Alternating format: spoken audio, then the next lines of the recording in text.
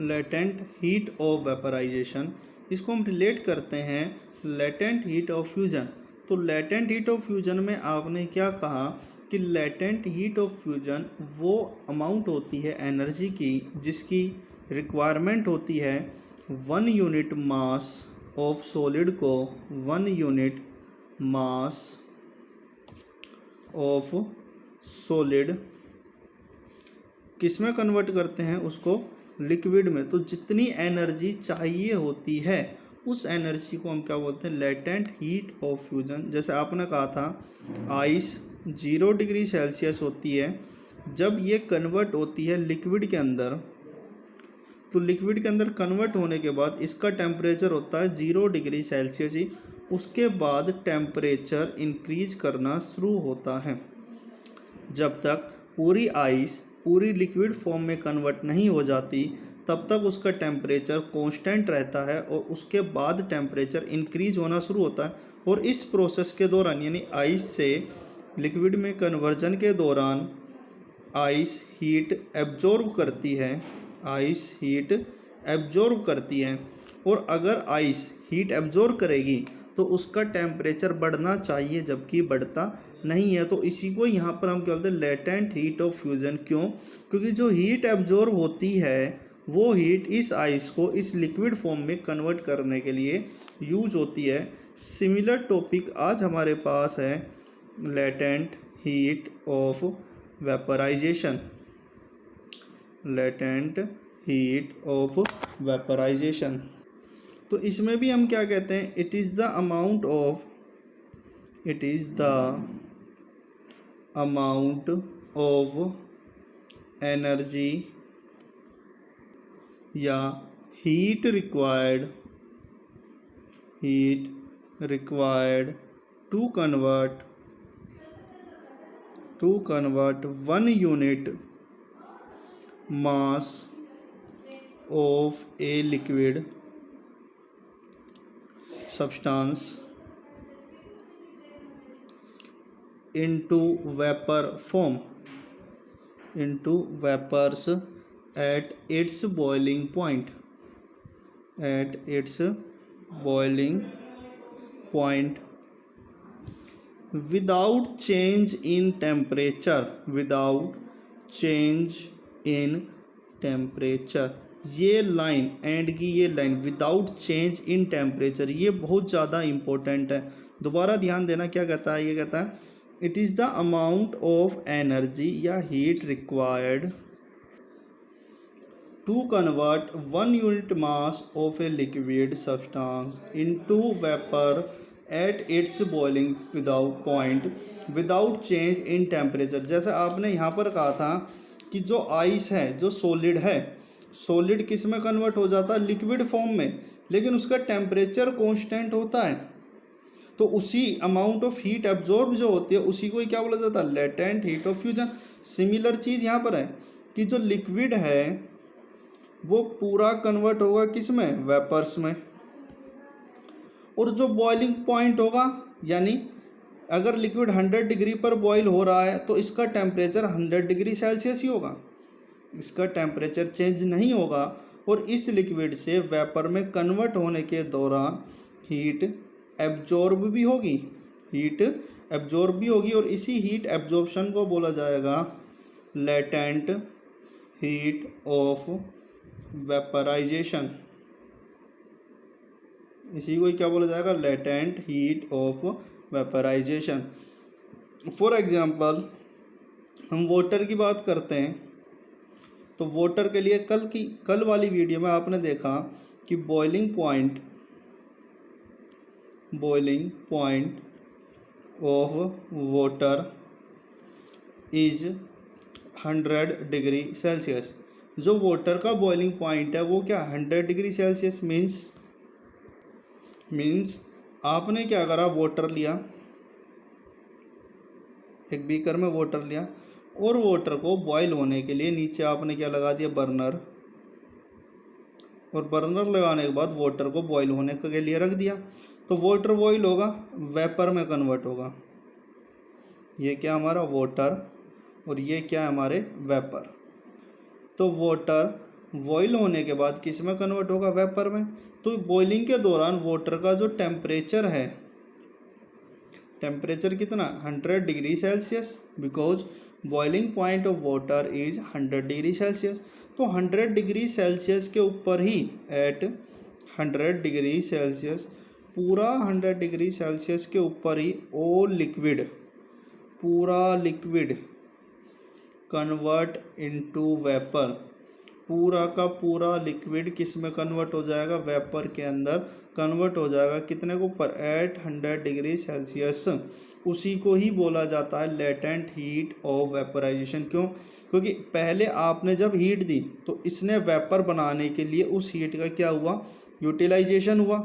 अब वेपर बन गए और हीट भी आप नीचे से कंटिन्यूस सप्लाई कर रहे हो, होगा क्या, जब आप अब जो हीट दे रहे हो वो हीट क्या होगी, इनको वेपर बनाने के लिए यूज होगी।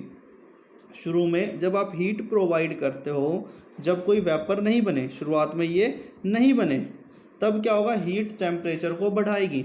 और एक बार टेम्परेचर बढ़ा, वेपर बनने शुरू हुए, तो क्या होगा कि जो हीट आप सप्लाई करते हो वो केवल और केवल किसके लिए यूटिलाइज होगी, वेपर की फॉर्मेशन के लिए यूटिलाइज होगी। अब वो टेम्परेचर को नहीं बढ़ाएगी और उसी हीट को क्या नाम दिया जाता है, latent heat of vaporization. Unit की बात करी जाए, unit of latent heat of vaporization. अगर यूनिट की बात करी जाए कि यूनिट क्या होगी लेटेंट हीट ऑफ वेपराइजेशन की, तो सिमिलर होगी as in case of latent heat of fusion. जो लेटेंट हीट ऑफ फ्यूजन के केस में थी वही यूनिट यहाँ पर यूज होगी, means joule per kilogram. Again देखिए नेक्स्ट टॉपिक आता है, क्वेश्चन आता है, why does steam at 100 degree Celsius cause more severe burn than water at 100 degree Celsius. देखिए क्वेश्चन क्या कहता है कि एक मेरे पास स्टीम है जिसका टेम्परेचर है 100 डिग्री सेल्सियस, एक मेरे पास वाटर है जिसका टेम्परेचर कितना 100 डिग्री सेल्सियस। तो वो कहता है why does steam at 100 degree Celsius cause more severe burns than water at 100 degree Celsius. Means steam भी 100 डिग्री सेल्सियस पर है और वाटर भी 100 डिग्री सेल्सियस पर है। अगर हमारे हाथ पर, अगर हमारे हैंड पर एक बार स्टीम डाली जाए और एक बार वाटर डाला जाए, तो जो हमें बर्न होगा, जो हमारा हाथ सबसे ज़्यादा जलेगा वो जलेगा विद द स्टीम। तो इसका आंसर देना है हमें वाई, कि ये क्यों होता है। देखिए आंसर की अगर बात करी जाए तो आंसर बहुत ज़्यादा सिंपल है। जो भी आपने पढ़ा, इट इज़ बेस्ड ऑन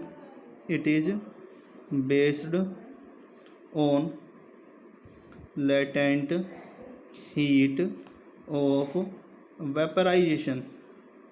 ये किसके ऊपर बेस्ड बेटा, लेटेंट हीट ऑफ वेपराइजेशन के ऊपर बेस्ड। क्यों, क्योंकि देखिए हम कहेंगे steam at 100 degree Celsius has more heat content than water at 100 degree Celsius. क्योंकि जो स्टीम होगी 100 डिग्री सेल्सियस पर, उस पर हीट कंटेंट ज़्यादा होगा as compare to water at 100 degree Celsius. क्यों, because in the form of, किस फॉर्म में होगा, in the form of latent heat, in the form of latent heat. क्योंकि अभी अभी आपने कहा कि जब किसी लिक्विड को गर्म करते हैं तो लिक्विड वेपर्स में कन्वर्ट होता है और उस दौरान टेम्परेचर इंक्रीज नहीं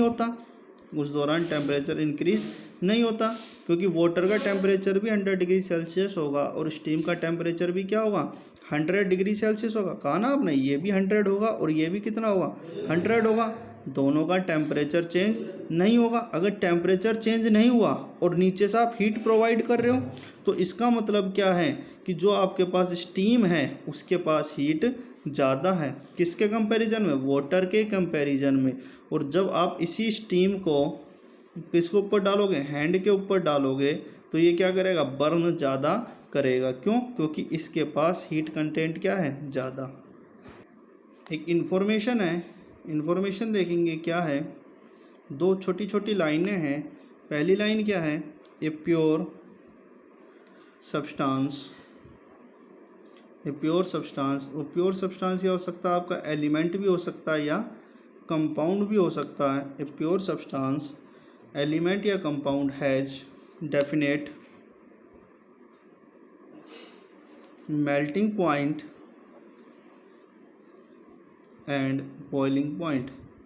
कि जो प्योर सब्सटेंस होगा उसका मेल्टिंग पॉइंट और बॉइलिंग पॉइंट फिक्स होगा। मींस प्योर सब्सटेंस का मेल्टिंग पॉइंट और बॉइलिंग पॉइंट क्या होता है? Definite means fix, definite means fix, no variation, no variation. Suppose मेरे पास कोई आयरन पीस है और इस आयरन पीस को आप क्या करना चाहते हैं? मेल्ट करना चाहते हैं।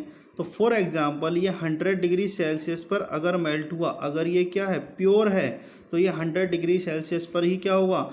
मेल्ट होगा। और अगर ये iron piece impure iron piece है, आयरन पीस क्या है? इम्प्योर फॉर्म में, तो जो इसका आप क्या करोगे? मेल्ट, तो ये क्या होगा? या तो मेल्ट होगा ग्रेटर देन 100 डिग्री सेल्सियस या मेल्ट होगा less than 100 degree Celsius. Sorry, या तो मेल्ट होगा ग्रेटर देन 1000 डिग्री सेल्सियस या मेल्ट होगा लेस देन 1000 डिग्री सेल्सियस। यानी कभी भी इसका मेल्टिंग पॉइंट फिक्स नहीं होगा। इम्प्योर सब्सटेंस के मेल्टिंग पॉइंट फिक्स नहीं होते और प्योर सब्सटेंस के मेल्टिंग पॉइंट क्या होते हैं? Always fix. दूसरी इन्फॉर्मेशन देखिए, no two pure elements, no two pure elements या substance have the same melting point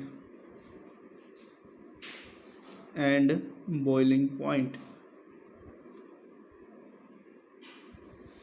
अगर दो अलग अलग सब्सटेंस हैं और दोनों अलग अलग सब्सटेंस किस फॉर्म में प्रेजेंट है? प्योर फॉर्म में प्रेजेंट है, तो कभी भी उनके मेल्टिंग पॉइंट और बॉइलिंग पॉइंट मैच नहीं होंगे। क्यों?